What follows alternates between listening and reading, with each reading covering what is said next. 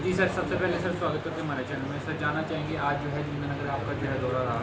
क्या कुछ कर्मचारियों के बीच जो आपकी बातचीत हुई उस बारे में थोड़ा सा जानना चाहेंगे। जी धन्यवाद सर। आज जोगिंद्रनगर इकाई की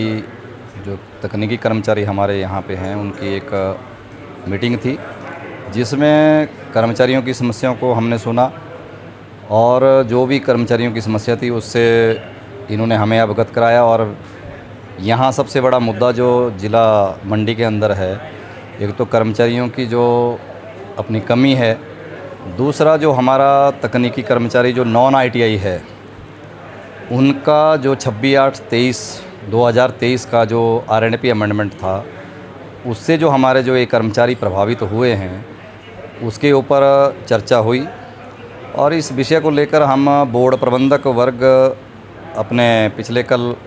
आदरणीय चेयरमैन साहब से भी मिले। और ऐसा नहीं है कि संगठन ने 2023 से लेकर अब तक इस विषय को प्रमुखता से रखा है। और कल जब हमारी इस विषय में चेयरमैन साहब से वार्ता हुई तो उन्होंने हमें आश्वस्त किया है कि जो पूरे प्रदेश में जो हमारा नॉन आईटीआई कर्मचारी है जो 26/8/23 के आरएनपी नियमों में प्रभावित हुआ है, उनको जल्दी ही इस विषय को हम देखेंगे और आने वाले समय में कर्मचारियों को इससे राहत मिलेगी। और जिस तरह से हमने इस मुद्दे को रखा है और बोर्ड प्रबंधक वर्ग भी इस बात को सोच रहा है, क्योंकि जब ये अमेंडमेंट हुआ तो बिना संख्या बल को जाने नियमों में परिवर्तन किया गया, जिससे ये कर्मचारी प्रभावित हुए। और जिस तरह से बोर्ड प्रबंधक वर्ग ने इस विषय को लिया है, तो मुझे उम्मीद है कि आने वाले समय में हमारा जो नॉन आईटीआई कर्मचारी है वो इस अमेंडमेंट से प्रभावित हुआ है उससे उनको राहत मिलेगी और उनको पदोन्नति का लाभ मिलेगा। मेरा एक सवाल रहेगा कि सर बड़े समय से जो है यहाँ पर जोगिंद्रनगर विधानसभा क्षेत्र की अगर हम बात करें, सबसे ज़्यादा सर कर्मचारियों की कमी यहाँ पर जो है सर देखी जा रही है। इस पर क्या आपकी प्रतिक्रिया है और क्या जो है कर्मचारियों का आगे पिछली बार की जो मीटिंग्स होती हैं, हर मीटिंग में सर इसी मुद्दे को जो लेकर जो है सबसे ज़्यादा चर्चा की जाती है, लेकिन अभी तक जो है उस पर कोई जो है वो नहीं हो पाया, समाधान नहीं हो पाया है। जब हमारी नेगोशिएशन बोर्ड प्रबंधक वर्ग से हुई थी तो उस विषय में हमने भर्ती को लेकर हमारी मांग थी और बोर्ड ने हमें उसमें ये आश्वस्त कराया था कि आने वाले समय में जो बिजली मित्र का जो सरकार की तरफ से कोई आया है, तो उस बिजली मित्र को लेकर 1602 लोगों की भर्ती होने जा रही है। और कई ज़िलों में जैसे सूचनाएं प्राप्त हो रही हैं कि 16 बिजली मित्रों की भर्ती जारी की है। परंतु अगर बोर्ड का असेट्स की हम बात करें तो 30 लाख हमारा पूरा बोर्ड प्रदेश भर का कंज्यूमर है। और आज जो प्रदेश स्तर के ऊपर बिजली बोर्ड जो तकनीकी कर्मचारी है जो 24/7 के लिए जाना जाता है कि अपने जितने भी हमारे बहुमूल्य कंज्यूमर्स हैं इनको सुचारू रूप से बिजली प्रदान कर रहा है। परंतु असेट्स के माध्यम से मैं बताऊं तो हमारा जो इस समय कर्मचारियों की जो कमी है वो कम से कम फील्ड की बात कर रहा हूँ मैं, फील्ड के अगर कर्मचारियों की हम बात करें तो इस समय कम से कम 7,000 के करीब हमारे पद खाली चले हुए हैं। तो मेरा तो अभी आग्रह हमने पत्र के माध्यम से बोर्ड प्रबंधक को वर्ग को भी लिखा है और इस मंच के माध्यम से और आपके चैनल के माध्यम से मैं प्रदेश के माननीय मुख्यमंत्री जी से भी निवेदन करता हूँ कि 1602 से पूरा प्रदेश नहीं चल पाएगा और हमें जो 7,000 हमारा जो इस समय वॉल्यूम फील्ड का खाली चला है, कहीं ना कहीं उसके ऊपर सरकार को मंथन करना चाहिए और इस बिजली बोर्ड का जो 30 लाख जो हमारा कंज्यूमर है उसको बिना प्रभावित हुए हम सप्लाई जो है सुचारू रूप से जारी रख सकें। क्योंकि कर्मचारियों की कमी से हमारे एक्सीडेंट भी हो रहे हैं, फैटल एक्सीडेंट भी हो रहे हैं, नॉन फैटल एक्सीडेंट भी हो रहे हैं।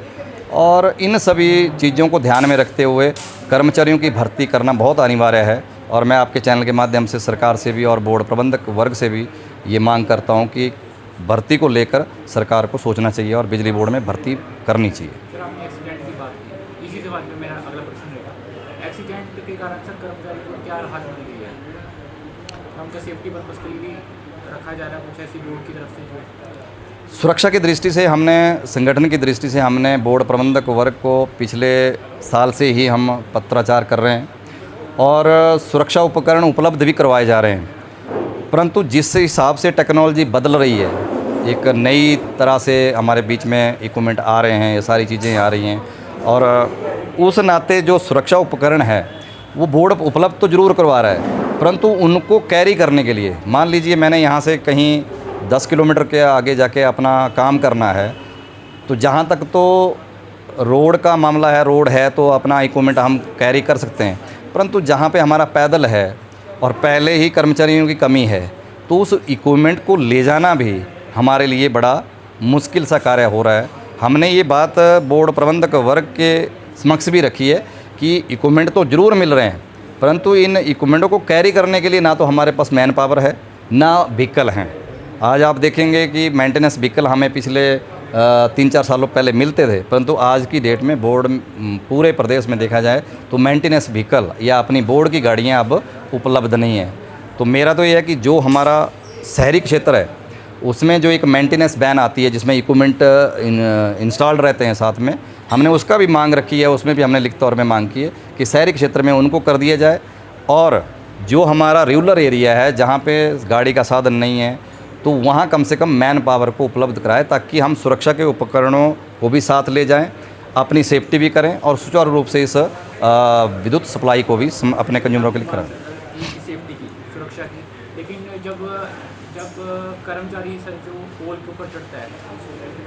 किसी कारणवश उसकी मृत्यु हो जाती है, जी, उसके परिवार के लिए सर क्या बोर्ड खड़ा है? उसके लिए जो हमारी पॉलिसी है उसमें 2 चीज़ें बोर्ड प्रबंधक की तरफ से है कि उनको एक तो उनके परिवार को एक नौकरी, और दूसरा उसमें एक टाइम बाउंड किया है कि 3 महीने के भीतर जो है उस परिवार का एक व्यक्ति जो है वो नौकरी में लगेगा। जोगिंद्रनगर में कितने नौकरी लगा चुके हैं? ये आंकड़ा तो लगभग अगर हम जो हमारे पास डाटा अवेलेबल है तो 137 परिवारों को बोर्ड ने अभी तक नौकरी दी है, चाहे वो एक दैनिक भोगी के तौर पे दी है या जो क्लैरिकल में जो क्वालिफाइड लोग हैं उनको उस नाते बोर्ड प्रबंधक वर्ग में नौकरी मिली है। परंतु नौकरी के साथ साथ हमारा ये है कि जो मुआवजा राशि, चाहे वो हमारा आउटसोर्स कर्मचारी है चाहे वो स्थायी कर्मचारी है, मुआवजा राशि जो है आज वर्तमान में बोर्ड प्रबंधक वर्ग का 10 लाख रुपए उसके परिवार को मिलता है। परंतु हमारी ये मांग थी, हमने लिखित तौर पे ये मांग रखी है कि 10 लाख से बजाय कम से कम 50 लाख का मुआवजा उसके परिवार को मिलना चाहिए, चाहे वो कर्मचारी हमारा आउटसोर्स है चाहे वो हमारा कर्मचारी स्थायी हो, ताकि जो परिवार की जो सामाजिक सुरक्षा है वो बनी रहे। अगर मेरा लास्ट क्वेश्चन रहेगा, कर्मचारी की प्रमोशन बड़ी समय से जो है सर रुकी हुई है, इस पर क्या विचार है? जो जब भी कर्मचारियों की जो प्रमोशन फाइलें सरकार के पास अनुमोदन के लिए जाती हैं और उसमें कोई देरी होती है, तो ऐसा नहीं है, संगठन उस दृष्टि से 3 बार पहले भी माननीय मुख्यमंत्री जी से मुलाकात कर चुका है, और जब भी हम माननीय मुख्यमंत्री जी से मिले और उन्होंने तकनीकी कर्मचारी संगठन को कभी निराश नहीं किया है। और आपके ध्यान में विषय होगा कि जब 1072 का वॉल्यूम जो हमारा एक प्रमोट होना था तो काफ़ी दिनों से वो फाइलें रुकी हुई थी। जब हम माननीय मुख्यमंत्री जी से कहा कि हमारा कर्मचारी चाहे बारिश हो, चाहे तूफ़ान हो, चाहे गर्मी हो, चाहे सर्दी हो, उस भीषण गर्मी में भी और 4-4 फुट की जो बर्फ़ पड़ती है ठंडे इलाकों में, वहाँ भी हमारा कर्मचारी दिन रात खड़ा है। तो इन सभी कर्मचारियों को बिना देरी से जो है इनकी फाइलें अनुमोदन करके इनको प्रमोशन का लाभ मिलना चाहिए, और पहले भी हमने करवाया है। और अभी जो कुछ फाइलें हमारी विद्युत बोर्ड में रुकी हैं, हमने कल भी इस विषय को माननीय चेयरमैन के समक्ष रखा है कि जी ये जो फाइलें हमारी हैं यहाँ काफ़ी दिनों से पड़ी हैं, तो इनको आप अनुमोदन के लिए सरकार से भी आप बात करें, और ताकि हमारे कर्मचारियों को इसका लाभ मिला। तो माननीय चेयरमैन जी ने भी हमारे को यही आश्वस्त किया है कि जैसे ही माननीय मुख्यमंत्री जी दिल्ली से वापस लौटेंगे तो उन फाइलों को अनुमोदन के लिए भेजा जाएगा, और पर्सनली हम इस विषय को लेकर बात करेंगे और अपने कर्मचारियों को इस पदोन्नति का लाभ मिलेगा।